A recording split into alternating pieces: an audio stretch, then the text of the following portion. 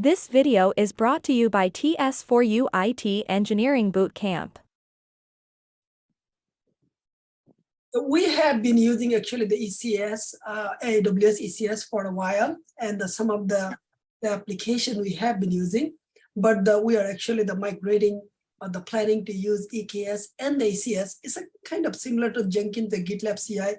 I'm not sure how much experience you have, but I see some of the information on your resume about your experience. So if you are given the task or the opportunities to migrate from ECS to EKS, what process would you follow? Or if you have done before, that's great. You can actually share with me. And then if you have not done before, if you're given this task, what process, the procedure would you follow to migrate the ECS to EKS? But we have to manage both for a while until the entire migration is complete. So basically in my professional experience, I didn't do the ECS because everybody were already migrated to the Kubernetes clusters, and some were running with the Docker Swarm if it was on-prem. So I didn't have the chance to work with the ECS in the on-prem, but as I was learning through AWS and everything, I basically had the chance to try it out. Okay, so it looked a lot like EKS. Okay, so it had less features, but basically it was running containers. So on the Kubernetes cluster, we run containers. On the ECS, we basically run containers as well. So basically, if I have the containers ready, there shouldn't be any issue to migrate to Kubernetes. So ECS, we don't need to define a lot of templates that we need to do as Kubernetes users. So what I think we need to do before migrating is let's keep all the ECS jobs running because ECS has the clusters and tasks as well. So every single ECS task has multiple containers running and everything. So we basically need to look at all the tasks that, okay, this is the task. Every single task is basically multiple containers in ECS, right? So we just need to look at the task and look at what Docker image this is running, what are the ports that it's exposing, and if it has a volume mount, okay? Because some containers might have the stateful setup, right? So they needs to store some data inside, let's say EBS volumes or something. So we just need to gather this information. If it was automated, then we can look into the deployment documentation and to see that, okay, this is what the things are looked. So we can just gather information from there. Or if it's manually deployed, then we just need to go through a longer route and go through each of the details page of every single ECS task and job.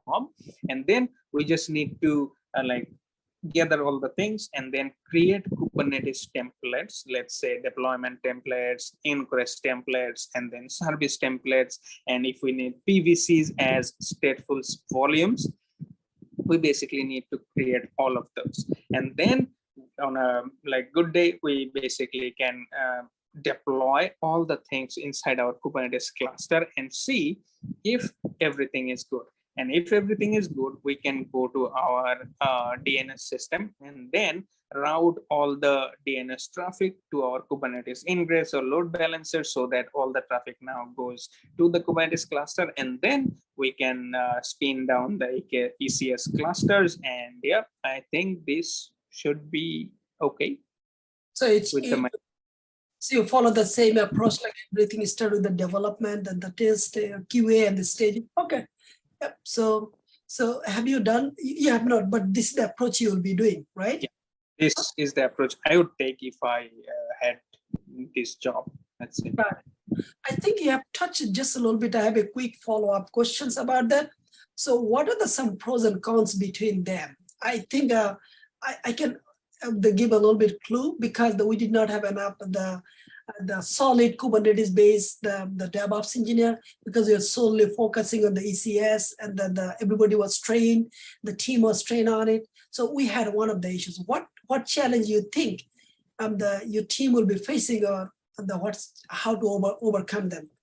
I mean, in between the process. So Kubernetes is a pretty complex thing to get started. So what I would say is, if we don't have any like complex networking needs or something, we can definitely create some documentations that, okay, in Kubernetes, this is what it compares with the ECS. For example, every single ECS task will be a deployment type in Kubernetes, and every single ECS port will be a service in Kubernetes. Every single ECS volume will be a PVC in Kubernetes. So there might be some knowledge transfer sessions when we are trying to migrate. So if we have some Kubernetes experts in our team, or who actually knows how Kubernetes works and how things are going there, so we can have multiple knowledge sharing sessions there. Okay, we compare ECS to the Kubernetes, and then the developers will understand better, because when we compare something, because they knows ECS very well, they will be understanding Kubernetes as well. So for the basic things, or for basic tasks, we basically can go through that on our knowledge sharing sessions, and after that we can basically go through a training session or anything for like advanced Kubernetes stuff, and then we can implement the best practices on top of that as well. So I think this would be a good migration period for all the teams and for all the applications as well. And after a few months, I think we should have a good understanding of what we should be doing with our Kubernetes infrastructure. Okay, so it doesn't matter if we don't have Kubernetes experience before, but since Kubernetes deployment is kind of easy, and nowadays we have so many automating tools like Argo CD and some other automation tools to deploy on Kubernetes, I think it's like taking a lot of hassles away nowadays. Before it was complex, but nowadays it should be easy, because we have CI/CD tools like Argo CD that, okay, we just need to change the image name on our Git, and then Argo CD will deploy it for us. So it also doesn't matter a lot if we don't have experience right away, because Argo CD will take care of that for us. But definitely to debug and definitely to like deal with the complex scenarios, we basically need to have the necessary expertise in the meantime. Got it. Thank you.